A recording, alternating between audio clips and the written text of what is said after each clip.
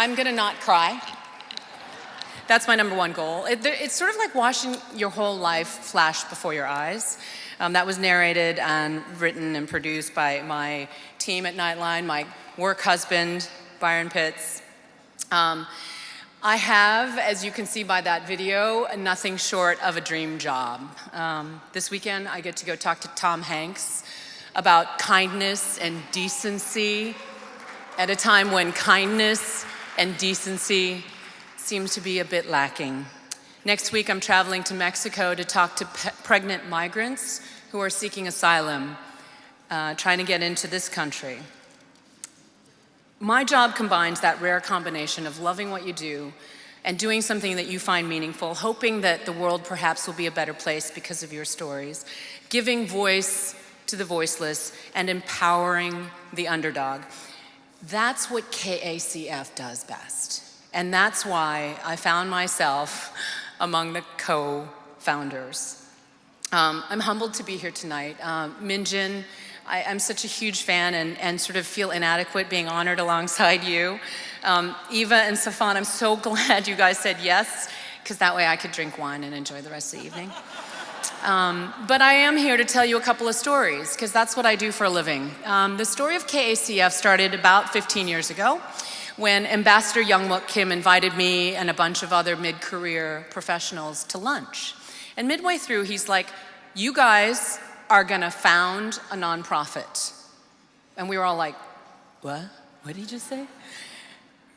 We thought we were here for a free lunch.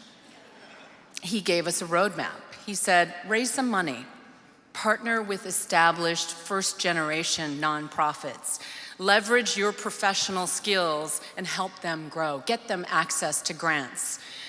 I've done far less than my other co-founders over the last few years. Sunny Huang, are you here? YS Chi, Suk No, who I know is not here tonight, BJ Sung, and of course, our fearless leader, Kyung Yoon. But I'm accepting the honor tonight on all of our behalfs because it's the spirit in which we accepted that challenge that's being honored this evening.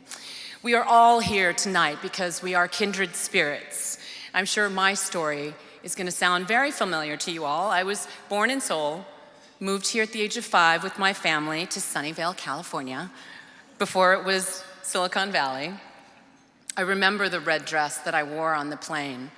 I remember throwing up all over the red dress that I wore on that plane. Somewhere over Hawaii, no doubt. My mother went to Sukmin High School, went to Ihwa Women's College, studied in English literature, super practical. My father, like a character out of the Pachinko novel, was educated in Japan. I had no clue the kinds of sacrifices they made to bring us here and to live here as immigrants. When they came to the US in 1969, it was to a blue-collar existence. They ran an ice cream store.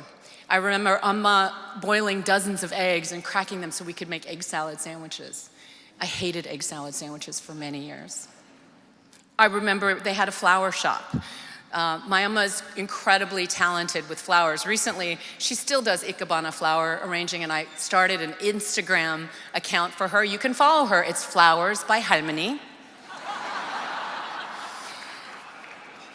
But their main enterprise was a humble 15-room motel. They did all the work themselves. I remember going from room to room as a kid, helping change linens, watching my mom scrubbing toilets with her English literature degree. It helped shape who I am today. And over the next 50 years, they put their blood, their sweat, their tears into that motel, and eventually they tore it down. But they built it back up. It's now a 40-room Friendship Inn in Sunnyvale. If you're ever there, I can help you book a friends and family rate. I've sent my sons to go be fake summer interns at Friendship Inn, which is now managed by my older sister, Yanni. She is a horrible supervisor because rather than making them work, she would sneak them to the beach and to the amusement park. This is not good supervision of summer interns. My parents ultimately achieved the immigrant dream that at times feels threatened in our current climate. We all know that the American dream isn't one without much hardship. 고생해야 돼, right? My parents worked 7 days a week, 24/7, and like so many small business owners, they raised 5 children. I never once had a babysitter. I don't even know how they did it. We rarely took vacations. They pinched their pennies and they took us to Korea so that we knew what it meant to be Korean. Over the years, I remember seeing my father treated shabbily for not speaking good English or for being other, emasculated with either microaggressions, as we call them today, or outright racism. Our Abaji, though, found community in the Bay Area Korean American Chamber of Commerce. He'd drag us all begrudgingly to the Korean banquets, just as I've dragged my kids here tonight. Really, Amma, do I have to dress fancy? Yes, you do.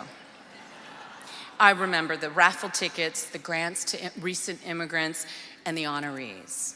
Sounds familiar, right?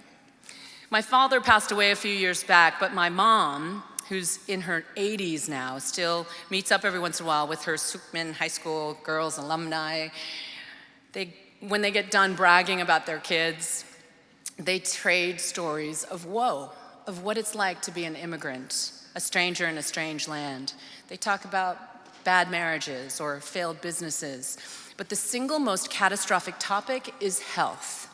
One grim diagnosis would send friends into bankruptcy, especially because small business owners often forego health insurance. There is no safety net. That's where Sarah Park enters this story. Sarah's father is a missionary. She's a bright-eyed 20-something. She works along the border. Her father was working along the border and still is between North Korea and China. Sarah's heart is exactly where you'd expect a pastor's daughter's heart to be. She earned a master's degree from Columbia in international relations, hoping to go work with North Korean refugees. But then she started working for KACF. She is the embodiment of what we call capacity building. She built relationships with first-generation grantee partners. So much of KACF is about leveraging know-how, language skills, legal skills, accounting, professional skills, grant writing skills on behalf of these existing first-generation groups, which are often run off the books in church basements or in people's private homes. But KACF aims to build them out. Sarah is a bridge builder with her bilingual and bicultural skills. Then she started working at BVMI. That stands for Bergen Volunteer Medical Initiative. It services Bergen County, New Jersey, just across the bridge. She realized that like the North Korean refugees, there is a vulnerable group right here in our midst. Bergen County has the largest per capita, get this, the densest Korean population in the country. Among the 60,000 Koreans that live there, 13,000 qualify for low income. That's roughly a 20% poverty rate. And that's what our gala co-chairs were talking about. Koreans often have the highest poverty rates, more so than African Americans. Think about it, they are also among the highest uninsured. Many go undocumented. Many go years, decades without seeing a doctor. Most work off the books in cash-paying jobs, restaurants, nail salons. Sarah almost started crying when I asked her to tell me about a patient. She told me about a 70-year-old woman, let's call her Sanja, after the main character in Pachinko. Sanja moved to the US with her husband, 70, no children nearby. They've scraped by babysitting for a grade school child for about 5 years. But she sought out BMVI because she neglected her health for so long. Sanja is going blind. She desperately needs cataract surgery, but the costs, couple $1,000s, that's out of her reach. Her vision's also threatened by diabetes, which I've found out at this site visit is something that Korean Americans are more susceptible to. So get tested, everybody. The mother of the child that Sanja babysits recently intimated to her that, maybe it's time for you to stop working. You're going blind. And Sarah told me that Sanja is terrified. Not just about going blind, but about losing her income. There's no Medicaid or Social Security if you're undocumented. KACF's Brennan Kang, who went on the site visit with me, immediately helped her set up an appointment with a doctor. But Sarah is still looking for pro bono help because it's more complex than that. So if there are any eye doctors in the house, anyone? Raise your hand. We'll get you hooked up. Actually, if there are any volunteers in the house, BVMI needs translators. They need legal help. They need professional help. That's what KACF does. It's a critical part of the capacity building that we do. It's what BVMI does. It's what Sarah Park is. It's what KACF is at its best. It's not just about raising money. Although when the auction starts, money is good, so money is good. I'm truly honored to be here tonight. As I always tell my kids, the key to life is living with gratitude. And so tonight, I am so grateful for my family, so thrilled that my mom, Flowers with Harmony, flew out from California.